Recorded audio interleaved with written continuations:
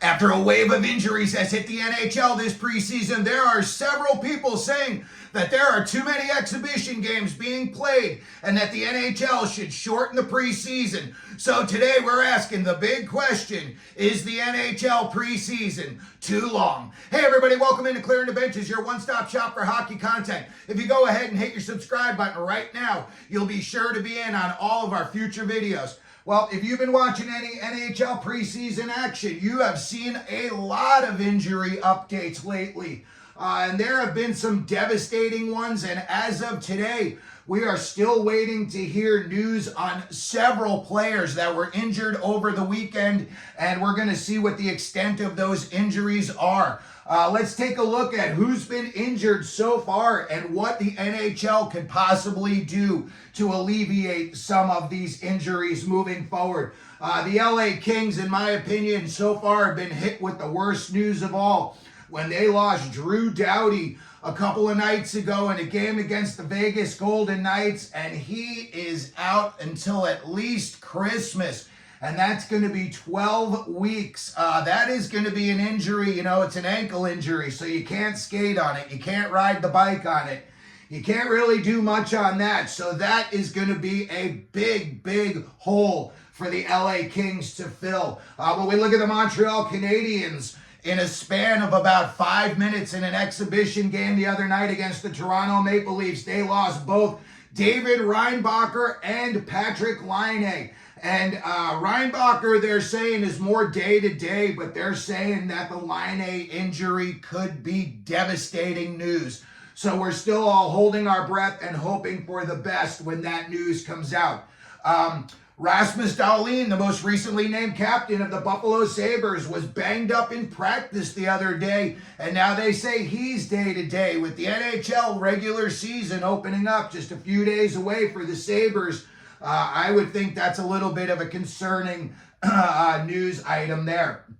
And then you've got highly drafted Artyom Levshunov of the Chicago Blackhawks, and he's dealing with a foot injury he suffered so far this preseason. Matt Boldy of the Minnesota Wild, he's looking to come back right now from a lower body injury that's been hampering him the past few weeks. When we look at the New York Rangers, the other night in a game, they could have received devastating news, and it seems like they dodged a bullet on one aspect, but we're waiting to hear on the other two items. And I'm talking about Philip Hedl. He took a big hit in that game. He's had concussion issues in the past, but thankfully he was able to return to the game, and he appears to be in full health. Artemi Panarin and Ryan Lindgren both left that game, and we are waiting to hear the news on both of those. Lindgren's looked like it could have been a little bit more serious. We're hoping that it's not, but again, when you see names like Panarin and Ryan Lindgren going down with injury a week before the season starts, that could be some very impactful news for the New York Rangers.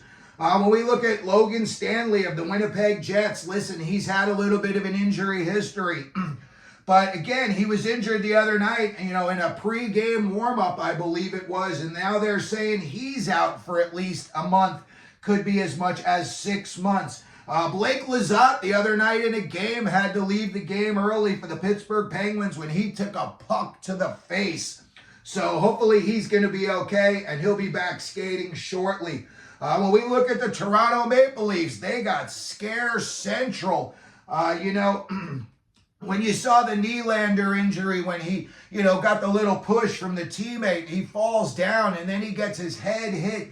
It wasn't as violent as what happened to John Tavares in the past. I think it was last year's playoffs, maybe the year before. I'm getting a little old. My memory gets foggy. But, Tavares took that hit to the head, and it was all accidental, as was his Nylander's injury. So, when you see a guy taking a knee to the head, that is some seriously scary stuff. So we're hoping that, both of these guys are okay. And then Tavares took a big hit from Michael Pezzetta of the Montreal Canadiens. So we're going to hope that he's okay as well. But again, as you can see, these are some very big names.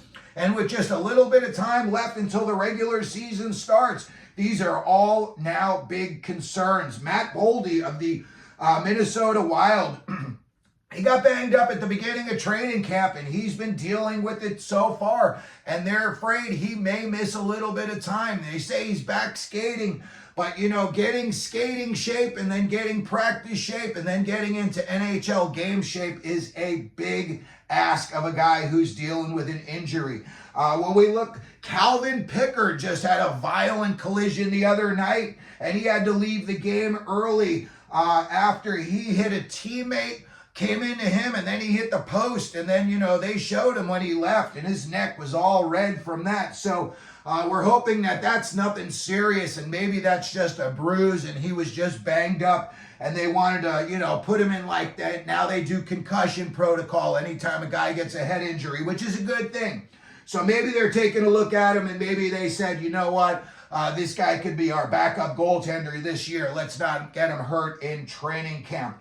Then when we look at another guy here, Erik Karlsson, a couple of preseason games would benefit him. He's been banged up all training camp, and, he hasn't skated all that much, if at all. And now when I look at a guy like him at an advanced age, and you're dealing with injury, and now you've got to, training camp is great. It's like how guys get into shape. I know nowadays everyone comes to camp in shape, but by the time camp is over, you are a fine-tuned machine. There's no more guys with beer guts. There's no more guys with anything when the regular season starts. You are ready to go. So when you see a guy like Karlsson, he's going to need a little bit of a runway to get warmed up before he's going to be able to take off. So I'm going to be curious to see how long he is going to be out of the lineup for. Thomas Nosek of the Florida Panthers, he got hurt the other night versus Nashville. He had an upper body injury. I know that they're counting on him to put up, eating big minutes down on the fourth line, getting the job done, just doing what it takes to not get scored on, maybe chip in some goals here and there, but mostly just get your stars a rest. So he was hurt versus Nashville the other night. We're going to keep an eye on him and see how long he is going to be out for. When you look at what some people are saying about all of these preseason and training camp injuries, I think right now most teams play about anywhere between 6 and 8 exhibition games. Preseason games. And I personally think that's too much. I think 1 or 2 may be not enough, but I would say each team should play like between 3 and 4 preseason games. And listen, if you're a GM and you're a coach of one of those teams, you got to go to your guy, when the preseason games are like a week away, and you got to say to the guy, hey, what kind of shape are you in right now? Do I need to play you in one period of one game, and then I know you're good when the regular season starts? Or do I need to see what's going on? Maybe, you had too much fun this summer and we got to get you ramped up and back into shape. So maybe you need 2 or 3 preseason games to get your sea legs underneath you. Pierre LeBrun, NHL insider, and he was saying, that if it was lowered from 7 or 8 games, 6 or 8 games, however many teams play, down to 2 games, if that would not be a good idea and maybe alleviate some of these injuries. Listen, I know you can get injured in an NHL or a beer league practice just as easily as you can get injured in a game.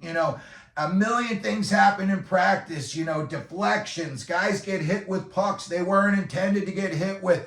Maybe a guy takes a slap shot, it deflects off somebody else, and now it catches a guy in the ankle and he goes down.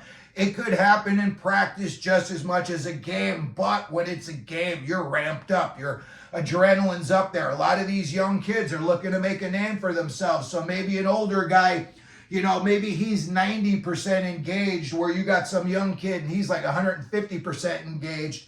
And when those two collide, it could be ugly. Another guy that was saying that maybe, only the players care about is the regular season. And Marty Baron said that. He's a former NHL goaltender.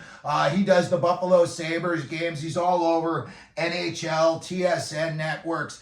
I think he's a guy who likes to speak his mind, and I think what he said was absolutely truthful. He said, look, for the most part, these guys are already playing 82 games, and they're going to be traveling like 1 million times during the year. the last thing they want to do is, get worn down during the preseason. So he said, listen, the players don't really care about the preseason. He said, really, they're just worried about the regular season. So bringing it down to 1 or 2 games might just be the way to go. So that's going to do it for our video today. Let me know what you think down in the comment section. Let me know how many games you think the NHL should have their teams play in the preseason. And if you think the NHL preseason is too long, we're seeing all these devastating injuries so far this year. So that may be the case. But again, if you could, let me know what you think down in the comment section. If you could, please like the video. Don't forget to subscribe. And as we always do here, clearing the benches, let them know you're out there.